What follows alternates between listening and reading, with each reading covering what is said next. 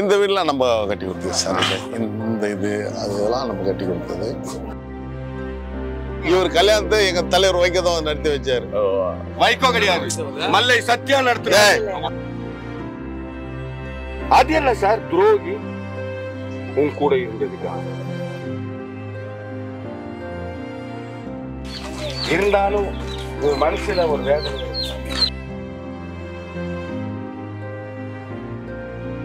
படகுல இருக்கு, நாங்க எல்லாம் வந்துட்டோம். தலைவர் மட்டும் பாக்குறோம், தலைவர் மட்டும் காணும். தலைவர் இந்த போட்டு கீழே மாட்டிட்டு திரும்ப தலை கீழே மாட்டுது. கொஞ்ச நேரம் நீந்துறோம். இல்ல சத்யா முடிஞ்சிருச்சு முடியல இல்ல நம்பிக்கை இன்னும் கொஞ்ச நேரத்துல கரெக்ட் போயிடலாம் அப்படின்னு நான் அவர் கையை பிடிச்சி நீந்திட்டே போறோம். அந்த நினைவுகள் தான் அங்க வரும்போதெல்லாம் அந்த கதையை பத்தி நான் நினைச்சேன்.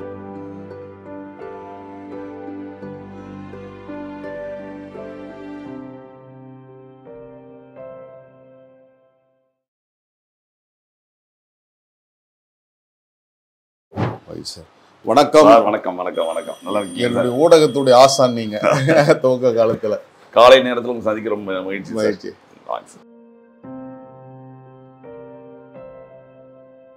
ஒரு வார்த்தை, மல்லை சத்யா என் பிள்ளைக்கு கொடுக்க போறேன், என் பிள்ளைக்கு கொடுக்க போறேன். எனக்கு புள்ள இல்லாத போயிருந்தா உன்னோட சொத்து எனக்கு அனுபவம் ஆயிடும். எனக்கு புள்ள இருக்குது, எனக்கு புள்ள இருந்து சத்யா கொடுக்க முடியாது சத்யா. நீ ஓணுமன்னா அண்ணன் கூட நின்று இருந்து அப்படி ஒன்னா பாரு, என்ன கூட வந்து பாரு, இது பங்கு மாத்திரம் கேட்காது அப்படின்ட்டு போலாம்ல. இந்த வார்த்தை இந்த ரெண்டு வார்த்தை பேசுறதுல குறைஞ்சிடுமா?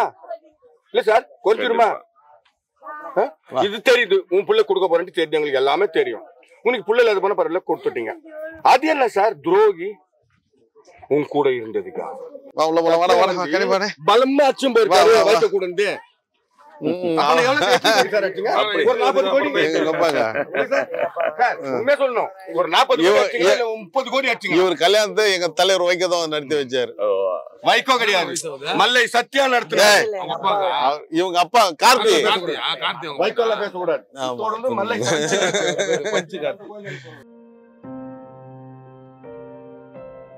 இந்த வீடுலாம் நம்ம கட்டி கொடுத்தது சார். இந்த இது அதெல்லாம் நம்ம கட்டி கொடுத்தது. இது எல்லாம் நண்பர்கள் உதவி பண்ணது தான். கண்டிப்பனுக்காகத்தான். கண்டிப்பா தான் என் கூட சின்ன வயசுல இருந்து அவன் நண்பர் நமக்கு. சின்ன போதுல இருந்து இருக்கிறேன் சார். அதெல்லாம் கண்டிப்பனுக்கு அப்ப நம்ம கட்டி கொடுத்து. ஏய் என்னடா ஏன்டா கதவு மாத்தத்தானடா? அது போயிருக்கிறேன் சார், செட்ரஸ்க்கு போயிருக்கிறேன். யாரு? முருகேஷ்.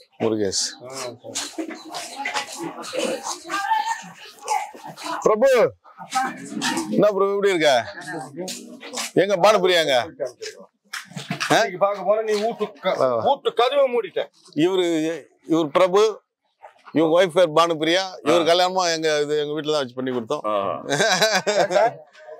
இன்னைக்கு வந்து வீட்டு கதவு வராத மாரி வீட்டு கதவு தூரம் மூடிட்டேன். இவரெல்லாம் பெரிய ஃபைட்டர் சார், குங்ஃபு ஃபைட்டர்ஸ் எல்லாம். ஒரு ஆளு நல்ல லாங்குவேஜ் பேசுவான். எல்லாருமே நல்ல லாங்குவேஜ் பேசுவாங்க. எனக்கு முதல்ல அவன் எனக்கு சுட கத்துக்கிறதுல அவர் தான். ஒரு 5 நிமிஷம் இருந்தாலும் ஒரு மனசுல ஒரு வேதனை இருக்கும். பானுபிரியா எப்படி இருக்க? நல்லா இருக்கியா? நல்லா இருக்காங்க. சாப்பிட்டியா இல்லையா? பிரபு வைஃப். ஏன் அழிச்சு போயிருக்கிற? அதான் குறைச்சிட்டு நிறைய குறைச்சிட்டு நல்லா இருக்கும்.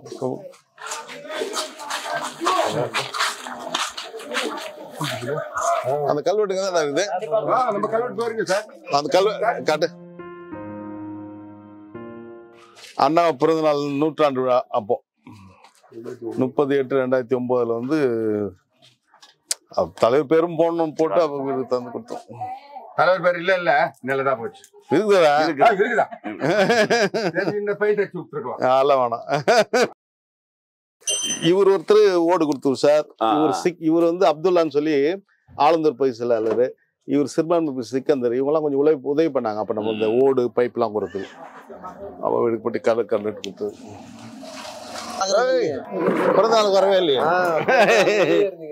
பிறந்த நாளுக்கு வரவே இல்லை. ஒண்ணு இதுக்கு இவங்க பிறந்த நாள் வர முடியாது போச்சு. எங்க அப்ப இருந்து ஊர்ல இருந்து நான் ஊர்ல இருந்துங்க. நீ போன் பண்ணும்போது என்ன மைக்கு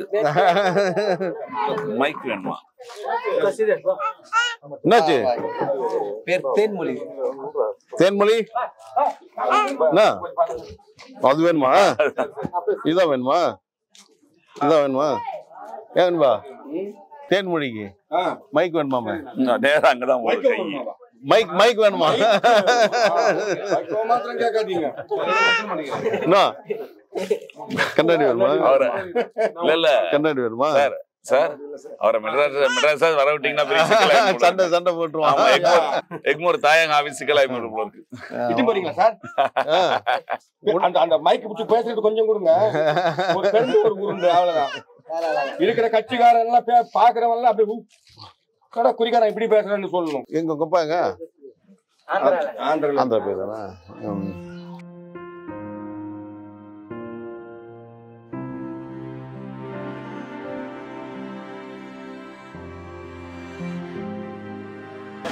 ஸ்கூல் போறியா இல்லையா?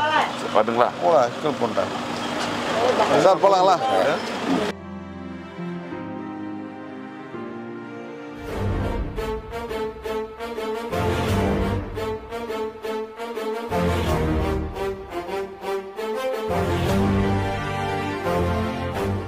மல்லை சத்யா, மகாபலிபுரம் சத்யா.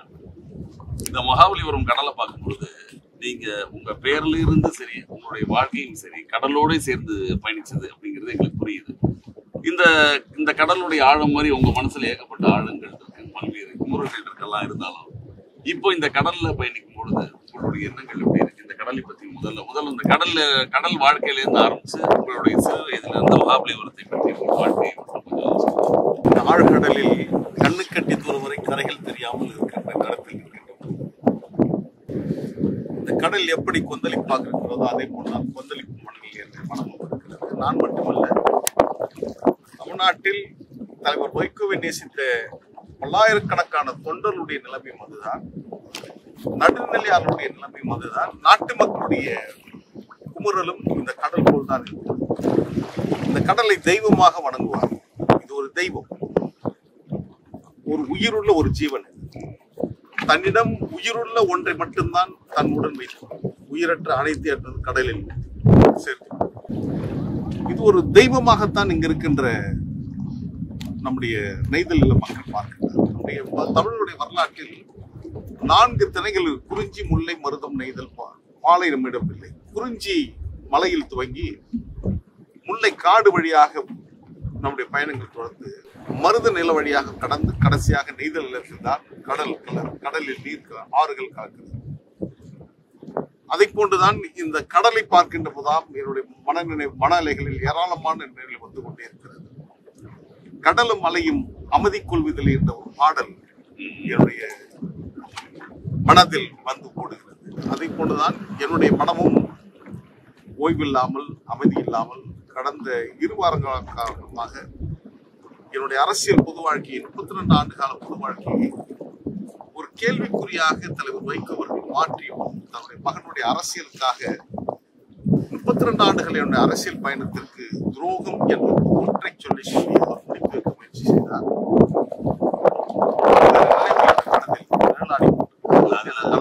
முக்கியமான ஒண்ணு, இந்த கடலை பார்த்தவுடன் இந்த கடல் நடுவுல நாங்க பயணிக்கும் போதுதான் எங்களுக்கு சில தகவல்கள்.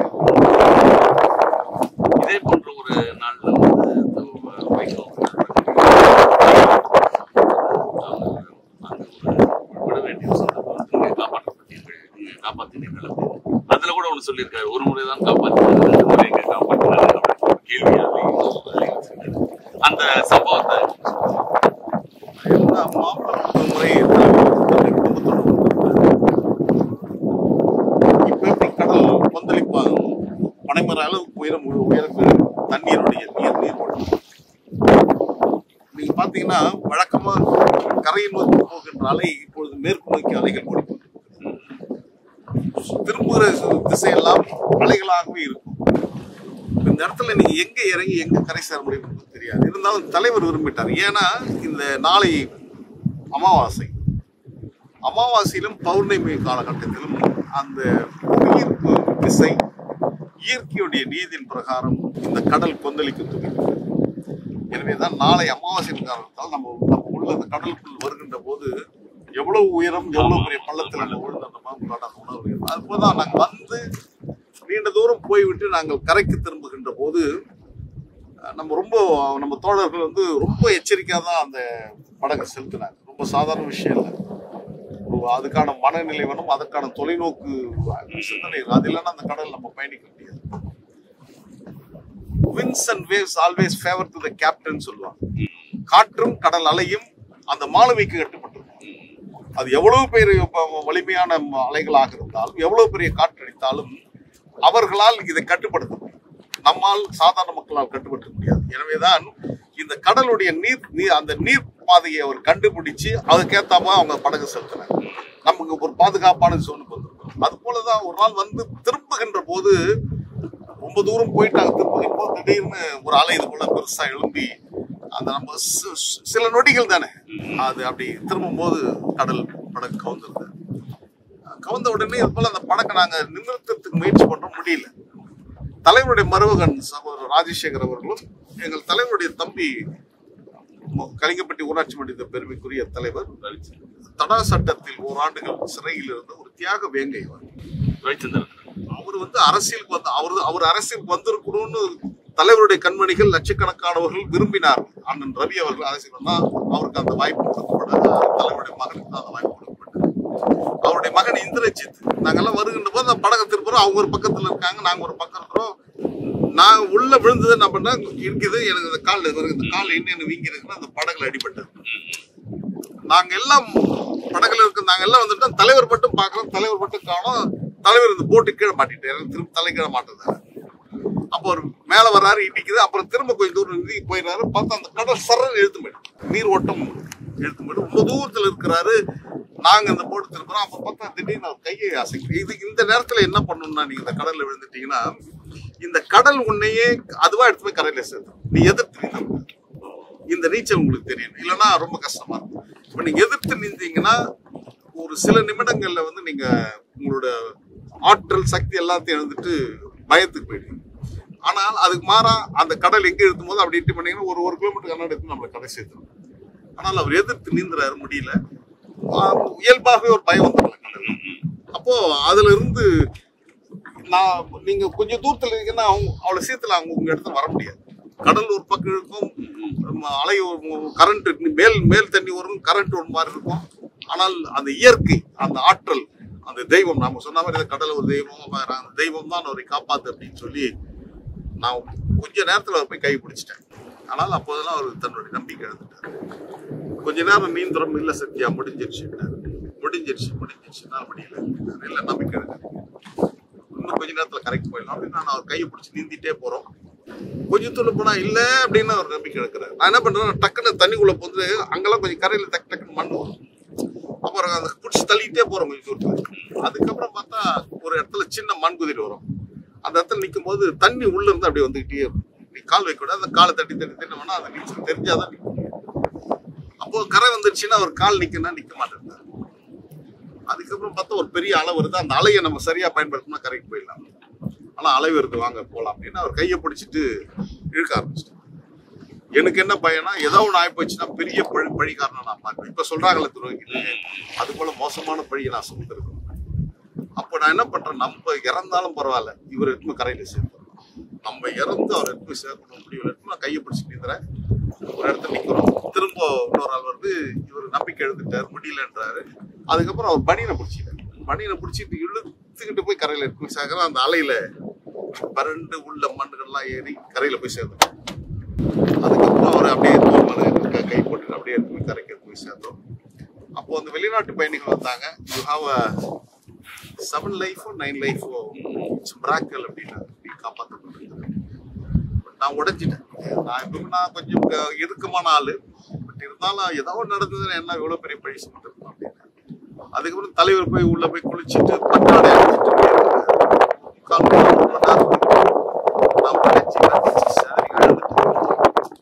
அப்புறம் டெல்லிக்கு போனாரு. மெம்பர் ஆஃப் பார்லிமெண்ட் டெல்லியில போய் எல்லாம் தொடர்பு தப்பு பண்ணிட்டு சத்தியா நம்முடைய பொறுப்புகள் உணராம நம்ம போய் விளையாட்டு ரெஸ்பான்சிபிள். அப்படின்னா எப்படி ஆயிருக்கு, என்ன ஆயிருக்கு அதுக்கப்புறம் பேசினாரு. அதுக்கப்புறம் நிறைய மேடைகள்ல அது குறித்து தலைவர் சிலாகித்து பேசுவார், உயிரை பாதுகாப்பு. 19 வந்து அவர் மலேசியா நாட்டுடைய துணை முதல்வர் பேராசிரியர் ஐயா ராம்சாமி இதே கடற்கரையில சொன்னார், இந்த கடல்ல தான் சத்யா என்னை காப்பாத்துறாரு, என்னை காப்பாத்தாரு, கட்சி காப்பாத்துறது அவர் தான் பண்ணாங்க. அப்பெல்லாம் டாக்டர் மாசனாமணிகள், பாலவாக்கம் சோமு, வேளச்சேரி மணிமாறன், மனோகரன், தாமரைக்கு சரவணன், நிறைய பேர் அவங்க கட்சி விட்டு விலக்கும் போது நான் அவர் கூட உறுதியா இருக்கேன். அப்போ ஒரு கண்ணீர் விட்டு சொன்னார், பத்திரிகைலாம் கூட பதிவாயிருக்கு. அந்த நினைவுகள் தான் அங்க வரும்போதெல்லாம் அந்த கடலை பத்தி நான் நினைச்சேன். அதுல அந்த உங்களுடைய மதத்தினுடைய பொருளாளர் செந்திலிருக்கும் கூட ஒரு பதிவு அன்றைக்கு அப்படியே விட்டு விடலாமோ, விட்டு விட்டுருக்கலாமோ என்ற பதிவு. அதான் நீங்க ஏன் கடல்ல இருந்து காப்பாத்துறீங்க அப்படின்ற மாதிரி அது சொல்றாரு. அவரோட ஆழ்மனதில் இருக்கிறது வெளிப்பட்டு அவரா தான் கண்டிப்பா விட்டுட்டு ஓடி வந்திருப்பார். தலைவர் வந்து இது மாதிரி ஒரு சிக்கல் ஆபத்துல மாட்டிருந்த போது அவர் ஒன்றும் விட்டுட்டு வந்திருப்பார். நாங்க அப்படிப்பட்ட இதுல இருந்து வந்தவங்க இல்லை, நாங்கள் மரணத்தோடு போராடி எங்களை நம்பி வந்தவர்கள் நாங்கள் கரை சேர்க்கணும்னு நினைப்போம். அந்த பணியை நான் நிறைவே செய்திருக்கிறேன். அது வந்து சாட்சியாக அவங்க மகள் தங்கை கண்ணகி அவர்கள் அமெரிக்காவுக்கு வந்தாங்க. தங்கையும் அம்மாவும் அந்த கரையிலிருந்து வீடியோ ஷூட் பண்ணிட்டே இருக்காங்க. அந்த வீடியோ அவங்க கிட்ட ஆதாரமா இருக்கு. இந்த இன்னொரு ஒண்ணு பதிவுல ஒண்ணு படிச்சேன், விதி பற்றி ஒரு பதிவு. அது எங்க சகோதரி அக்கா மல்லிகா தயாளன் அது போன்ற கடல் விபத்துன்னா விதியா சதியா, விதியா சதியா, அதுக்கு வந்து தலைவரே அதுக்கு சொல்லலாம், நான் சொல்றதுக்கு அவர் சொல்லலாம். அப்படின்னா நீங்க வந்து எங்களுடைய மீனவ தோழர்கள் நீங்க சந்தேகப்படுறீங்களா, விதியா சதியா உங்களை உயிரை பாதுகாத்தவங்களுக்கு வந்து இது போல அதெல்லாம் இப்பதான் தெரியுதா? இதெல்லாம் எத்தனை ஆண்டுகள் பொறுத்து நீங்க கொச்சப்படுத்துறது. இது மூலியமாக நீங்க யார் என்பது உலகத்துக்கு தெரியும். தேவைப்படுகின்றப்போ பயன்படுத்துவது, இல்லைன்னா தூக்கி வெளியில இருப்பது. 32 ஆண்டு காலம் எங்களுடைய உழைப்பெல்லாம் நீங்க வந்து வாங்கிட்டு நீங்க சங்கையா பூஞ்சி எடுத்து போட்டு தூக்கி போடுவீங்க. உங்க மகனுக்காக நாங்க வெளியே போடுறோம். இதுக்காக நீங்க இது மாதிரி உண்மைக்கு புறமாக நீங்க பேசுவதெல்லாம் மக்கள் ரசிக்கலாம். நம்மளோட நம்பகத்தன்மை முழுமையாக இழந்துட்டு இருக்கீங்க. அதான் கஷ்டம்.